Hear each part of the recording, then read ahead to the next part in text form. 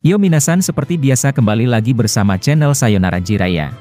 Video ini masih merupakan lanjutan dari pembahasan kita yang kemarin mengenai pertarungan tiga arah antara Boruto, Kode, maupun seorang Kawaki. Serta perjuangan kisah sedih seorang Boruto yang sekarang telah menjadi buronan bagi semua orang. Sementara itu, manga Boruto chapter 1 atau 81 kemarin memperlihatkan Boruto sebagai sampul utamanya. Jadi untuk sekarang, mari kita lanjut membahas prediksi admin pada video part ke-16 ini.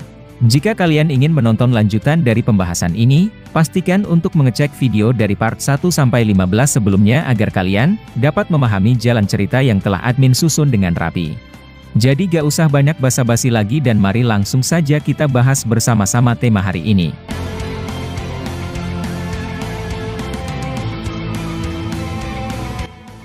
Pada adegan terakhir di video part 15 kemarin, Shikamaru berhasil menahan pergerakan Sasuke, menggunakan teknik Kagemane no Jutsu atau Jutsu Bayangan.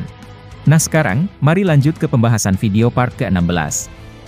Adegan pertama, memperlihatkan kelanjutan seorang Sasuke, yang mencoba lepas dari bayangan Shikamaru. Sementara di sisi yang lain, Sarada telah sampai bersama Sumire, di tempat Sasuke maupun Shikamaru berada. Sarada terkejut melihat ayahnya, yang sedang terluka dan diikat oleh bayangan Shikamaru.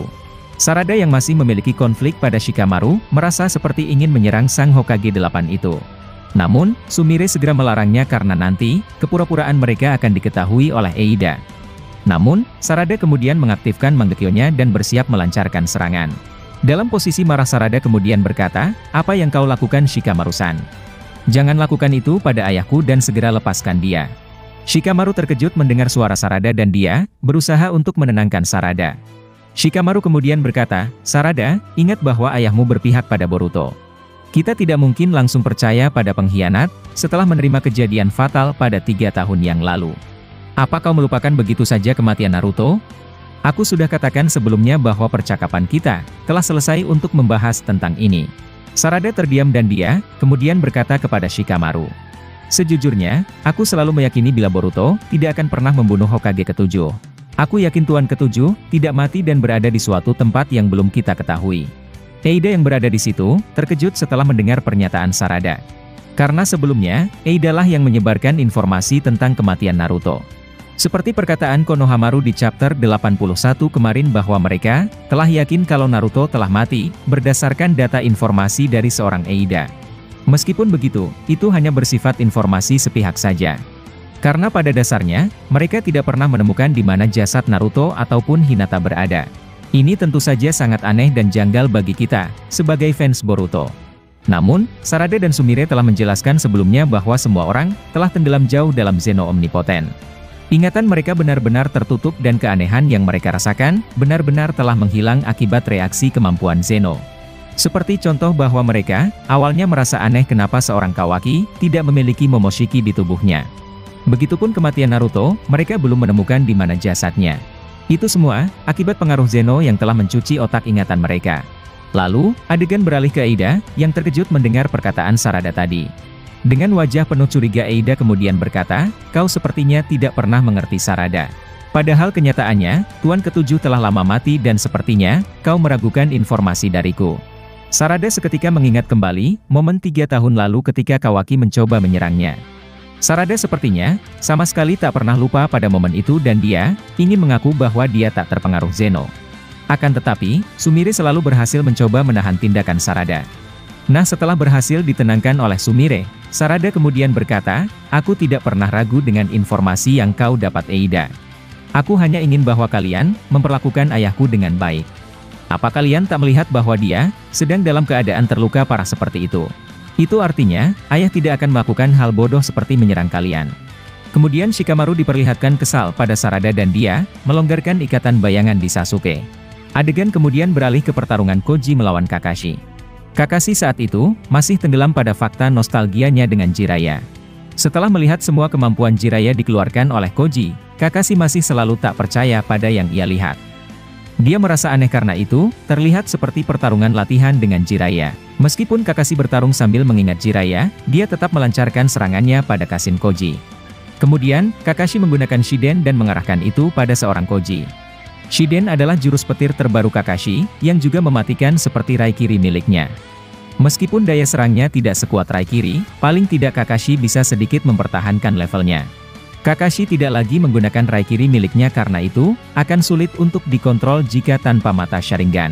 Namun, kita belum tahu apakah kedepannya dia akan menggunakan Raikiri atau tidak, bahkan tanpa mata Sharingan sekalipun. Lalu, adegan beralih ke Koji, yang bisa dengan mudahnya menghindari beberapa serangan Kakashi. Level Koji benar-benar di atas Kakashi dan itu, wajar-wajar saja untuk kita pahami. Dia pengguna tipe Sage mode katak dan teknik itu, hanya dikuasai oleh beberapa shinobi ternama. Kakashi merasa bahwa mereka, harus merubah strategi pertempuran melawan seorang Koji.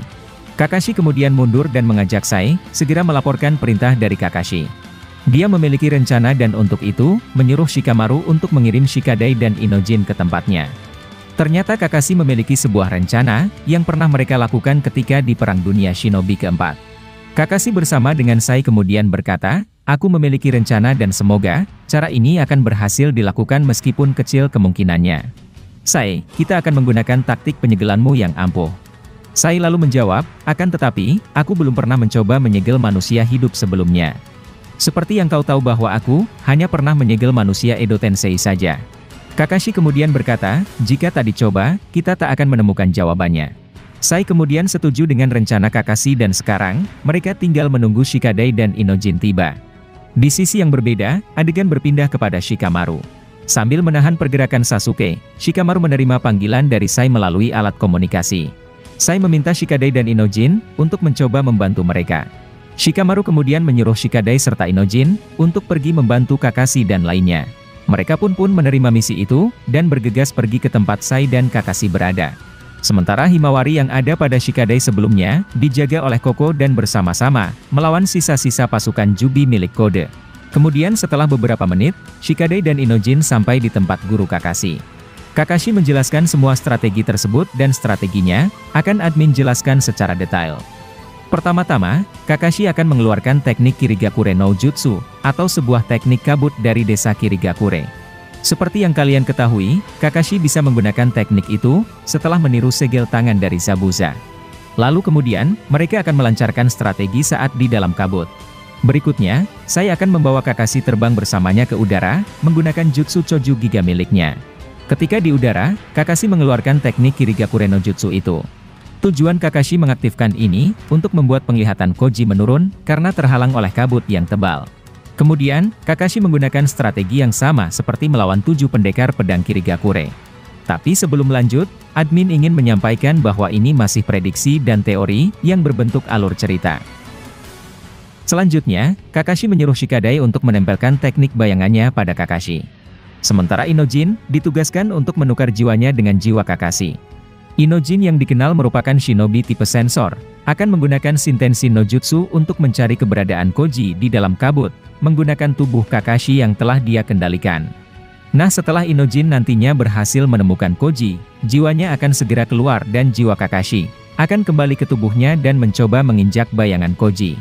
Nah, setelah bayangan Koji berhasil diinjak oleh Kakashi, Shikadai bisa langsung mengikat Koji menggunakan bayangannya, yang menempel pada tubuh atau bayangan Kakashi. Kemudian, Kakashi menghilangkan kembali teknik kabut yang tadi. Nanti di momen ini, peran Sai akan berguna karena dia, akan mencoba menyegel Koji menggunakan jurus terlarangnya. Nah, itulah strategi Kakashi untuk melawan seorang Koji, yang menurutnya sangat kuat bahkan melebihi mereka semua. Strategi yang admin jelaskan ini, terlihat jelas dalam episode 266 di Naruto Shippuden saat itu. Jika kalian penasaran, silahkan simak strateginya pada episode tersebut. Jadi berikutnya, strategi ini akan segera mereka lancarkan namun, adegan berpindah ke momen Boruto, yang berusaha keras untuk lepas dari Kawaki. Boruto ingin pergi membantu Sasuke namun, dia justru ditahan oleh Kode dan Kawaki. Boruto benar-benar ditahan oleh 3 orang sekaligus yakni Kawaki, Daemon, dan juga seorang Kode. Namun secara tiba-tiba, Himawari datang lagi dan berada di pihak Boruto. Kawaki terkejut dan dia, mempertanyakan mengapa Hima di pihak Boruto. Hima kemudian menjawab, "Aku memiliki keyakinan bahwa dia tidak pernah membunuh ayah kita. Aku melarangmu untuk menyerang Boruto." Daemon yang berada di situ, seperti tidak berani mengganggu Hima karena Hima memiliki kekuatan intensitas besar dari dalam dirinya. Daemon selalu mempertanyakan tentang kekuatan Himawari. Daemon memang tidak pernah takut pada siapapun namun, dia akhirnya waspada dengan kekuatan yang dimiliki oleh Hima. Dengan wajah kesal Daemon menyuruh Hima untuk menjauh dari Boruto. Akan tetapi, Hima menolak dan malah memegang tangan Boruto. Nah itu tadi adegan terakhir, pada pembahasan kita di video part ke-16 ini. Selanjutnya, admin akan memprediksi mengenai apa tindakan dari Hima pada Boruto. Dan juga, bagaimana kelanjutan strategi Kakashi dalam menghadapi Kashin Koji. Masih banyak prediksi atau hal-hal yang akan terjadi ke depannya, yang bakalan kami bahas tuntas di channel ini. Dan jika kalian suka dengan pembahasan teori maupun fakta di channel kami, jangan lupa untuk selalu stay menunggu dan selalu berlangganan. Sampai jumpa di video selanjutnya dan salam Shinobi.